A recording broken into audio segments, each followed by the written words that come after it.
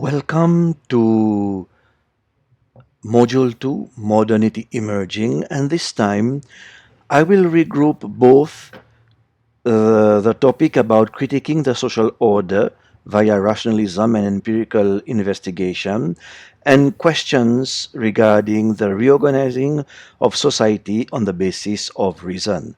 Just like I said for the previous audio recording, I have sent a PDF copy of my notes about these two topics, 2.2, 2.3, and now I focus more on responding to questions. So first of all, let us consider questions under critiquing the social order via rationalism and empirical investigation.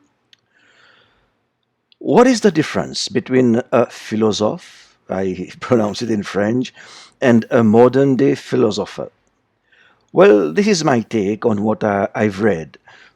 Philosophe, in French, was a term used to distinguish between traditional philosophers who generally base their reasonings on speculations on how the world should be, how things should be organized, while the modern ones conceptualize society from observations and reasoning about what they empirically observe, good or bad. The good or bad is the focus of the previous philosophies, and the actual practices would be what the philosophe try to kind of reason and discuss about. We can also call them the first social scientists. Now, what about modern day philosophy? Well, it is very different from its origins, and there's a great variety of approaches. I would defer to your philosophy classes for this to be properly answered. Since Enlightenment uses reason and empirical knowledge to create reforms in the unjust society and highlight the importance of cultural relativism, does this mean that it also opposes the concept of Western modernity that projects the West as the standard and perpetuates oppression for the sake of capital? However, isn't modernity rooted in the concept of enlightenment as well? Let us take note of two different approaches based on the Enlightenment's perspective of the world. One approach is the French perspective based on cultural relativism, meaning each culture has value and should be respected as is. In this case, Western modernity should be considered simply as one of the socio-cultural traditions of the time. However, take note that cultural relativism was pioneered by social thinkers and not necessarily supported by the French political leaders of the time.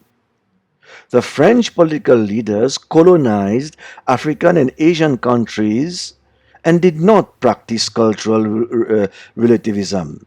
So we see here the distinction even within the French perspective between the philosophe and the administration. But then in Europe you have a second perspective, the Scottish perspective. The Scottish understood the world cultures as in a linear progression from savagery, barbarism, and civilization. They saw savagery as the prehistoric time, barbarism, agriculture, up to what they will call civilization, which for them started with the Enlightenment and the Industrial Revolution. Now, since they understand cultures evolving in a linear direction, then they do not practice cultural relativism. They only see modern Europe as the epitome of civilization and thus they justified their colonial endeavors as ways to bring civilization to the rest of the world. That's how Christianity also came to replace, even completely eliminate local traditions and local religions.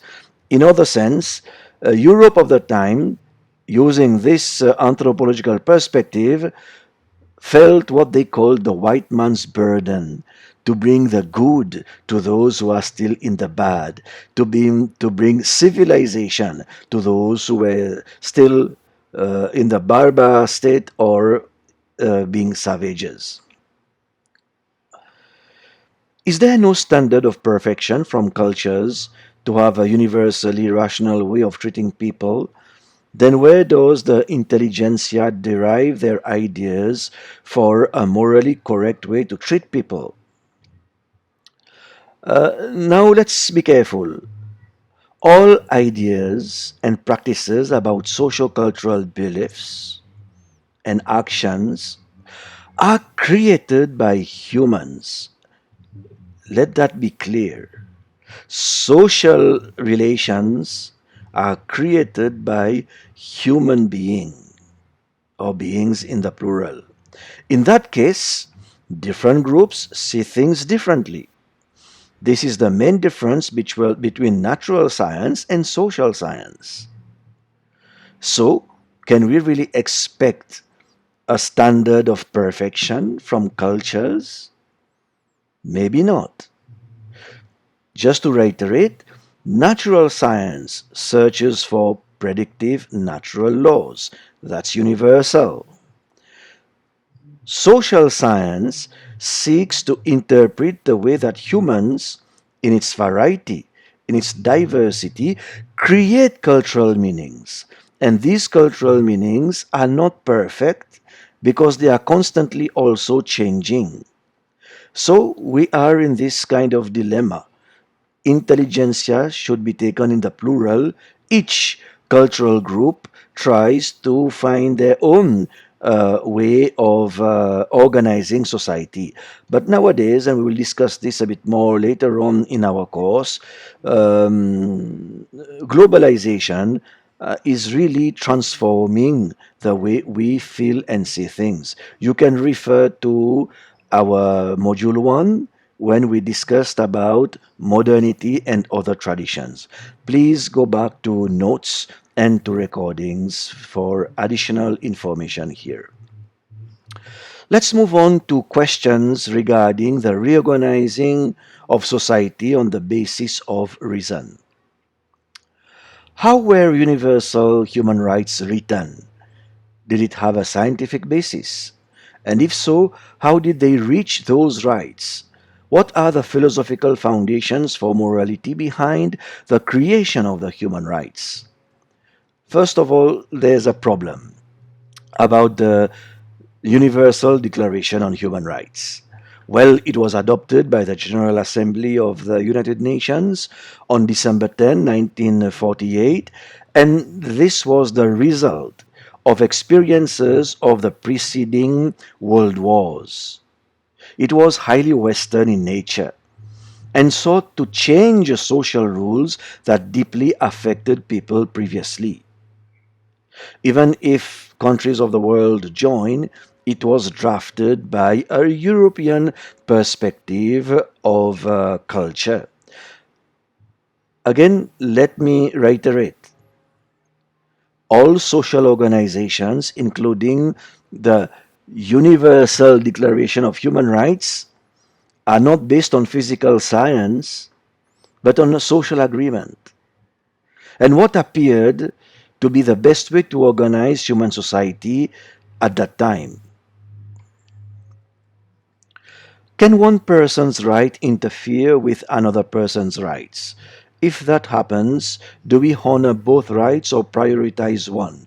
For instance, in investigative journalism, how do we respect a person's right to privacy and another person's right to freedom of speech?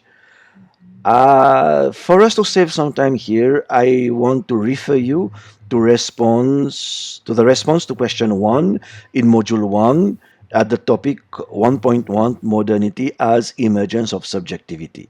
Kindly refer to this. Is it possible for human rights to be abused? If yes, how do we resolve this? I do not have a satisfactory answer to this question. Again, like I just said before, the problem with the rule of law is that it is open to different kinds of interpretation. Law is socially created. It's not absolute. It changes with time.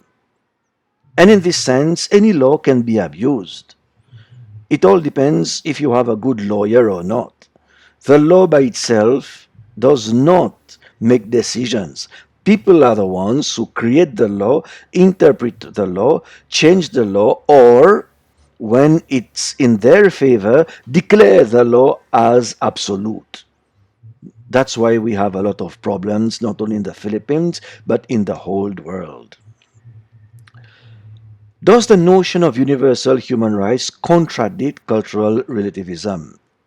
We said something about it, but let me continue to reiterate a few things. Cultural relativism does not mean everything practiced by a particular culture should be taken as okay. For example, there are cultures that still practice female genital mutilation. Kindly take some time and search about this. This practice is based on beliefs and reasoning that justify these beliefs, whereby young girls are deeply affected both physically and mentally. Now, can this be accepted on the basis that these cultures have this practice? In my take, I will say no. In this case, there has been a world agreement that female genital mutilation should be declared illegal. Some African countries have already declared it illegal. However, it is practiced underground by people and not men doing female circumcision on girls, women cutting women. You see how deep the culture has gone, but I guess we cannot accept this as correct. So, in a certain way, certain human rights can contradict certain cultural practices.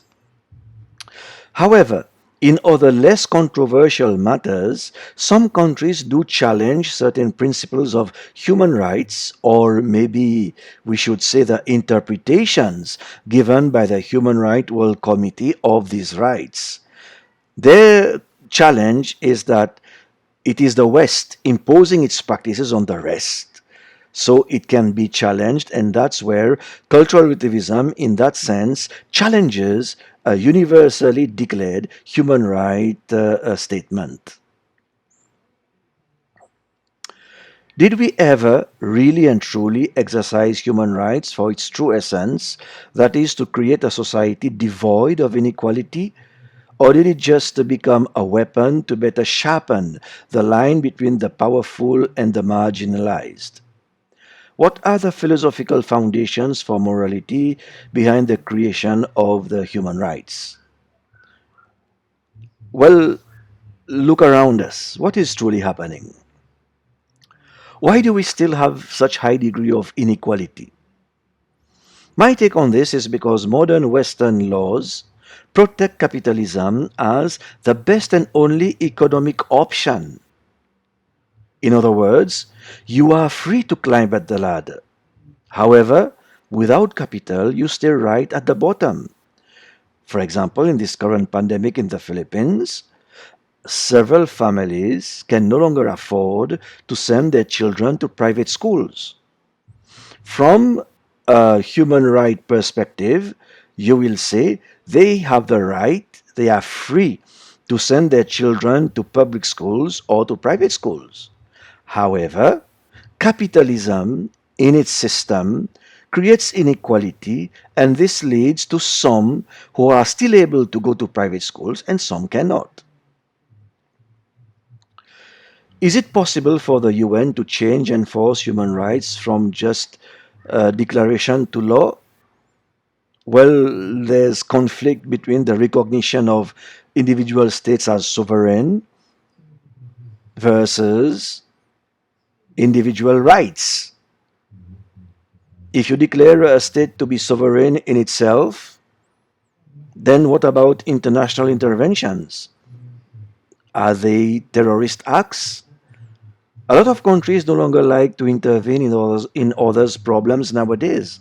For example, I did not hear any Asian state publicly condemned Myanmar for the Rohingya crisis.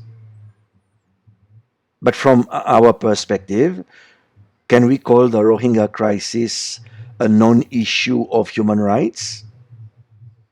But at the same time, countries do not want to physically interfere, not even politically intervene.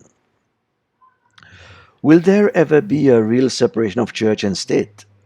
Now, both are public institutions using the same strategy. They try to influence people to follow them. Technically, there's a legal separation. But careful, people in government can also be members of churches. Now, how do they make decisions within the confine of the state? These are questions that are difficult to answer because people are the ones both in church and state. Why was the idea of progress only focused on men and not all individuals? Why do women get discriminated against by society when they are the majority in society, as said in the video? Now, careful. Men as a term is a generic term used in early legal statements. It was supposed to include women. Unfortunately, in practice, this was not always the case. And in today's world, there's still a lot of a struggle for equality between men and women. What prompted the intellectuals to challenge the clergy? If there was no science, what could have been the ally of Enlightenment thinkers in combating religious intolerance and political injustice? How was Christianity affected by the Enlightenment? Can these effects be seen in Christianity today? What kind of power does the church have on society today? Now take note that in Europe, before Christianity, there were different empires where the clergy had only an advisory role. They had no political power. The rise of Christianity as an authority only began with the conversion of Emperor Constantine. Thereon, from the 5th century after Christ onward, the Catholic Church sought to affirm and impose herself on and above kings and queens, and later on, even against the early scientists such as Galileo. Now, some philosophers contested the religious use and abuse of power, but they were quickly relegated, accused, or even burned because the church had a real power. The Enlightenment was a moment of social upheaval against the church and queens and emperors that allowed modern science to emerge and challenge the previous scientific authorities. So probably we should see things in a different perspective. It's not modern science that suddenly changed the world. The world was changed by the Enlightenment movement. Then modern science had the right to express itself. We go back to Galileo. If in the time of Galileo, modern science was allowed to speak without being threatened, then since a long time the church would have seen the world in a different way, but it did not. So let us perhaps see the Enlightenment as a more vast and broad social movement that allowed modern science to become an authority. Again, take note that today churches in the plural have different degrees of power depending on the relationship between church and state in different countries. For example, the current French government has a very good cultural relationship with the Catholic Church. The government in France rebuild and repair historical basilicas with government funds. However, the Catholic Church has no say in secular French society.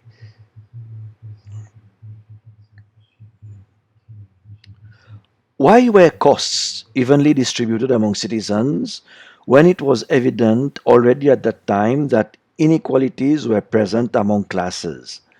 We are apparently granted the same basic freedom, but why is there a feeling of divide in our society?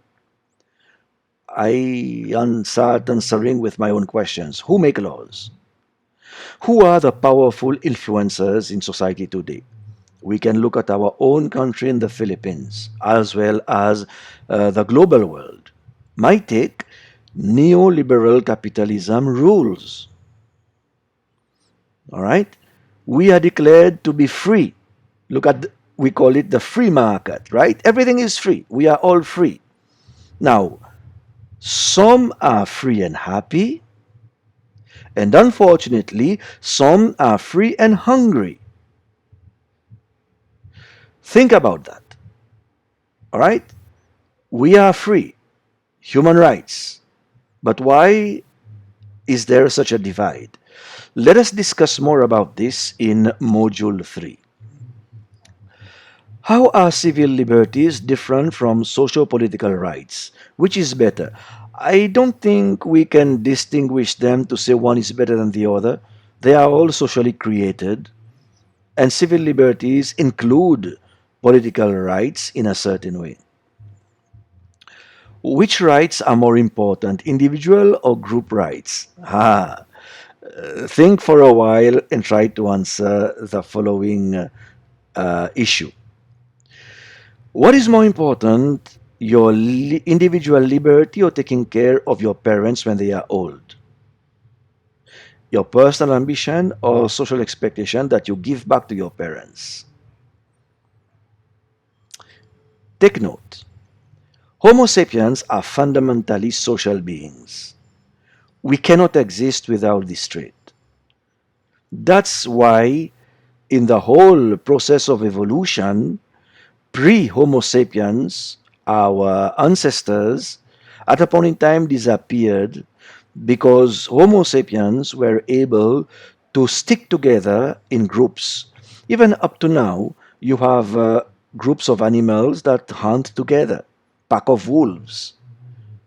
You have our close cousins, the chimpanzees and the bonobos, who have strong social bond and strong social hierarchy. So probably I don't think we can try to find which is more important, because if you separate the individual from a group, that individual cannot properly exist. Again, even if, for example, we say that in the West, especially in USA, they are more individualistic rather than social, it's not always correct. In the south of US, people have a strong family commitment and feeling. They do have their sense of independence, but they have not lost their sense of community. Again, without community, we would not exist as human beings. What are aspects of other societies that we can use to improve the Philippines? Now, this needs in-depth research on how different societies organize themselves. I just take an example. For example, it is said nowadays that Nordic countries have strong social welfare systems that managed to reduce inequality. For example, in these countries, everyone have equal access to high level of education, public or private, and they can be subsidized. But in the Philippines, we know the problem between public and private education. It's only UP that has managed to kind of break this divide. But in general, when we go back to elementary levels, there's a strong inequality there. So, how can we apply, for example, the practice in the Nordic countries, who are capitalist countries with strong social welfare systems, in the Filipino context? Let us think about this. Maybe this can be part of the final research paper you will work on, but we start thinking and feeling about them. I end here. Again, thank you very much for your questions.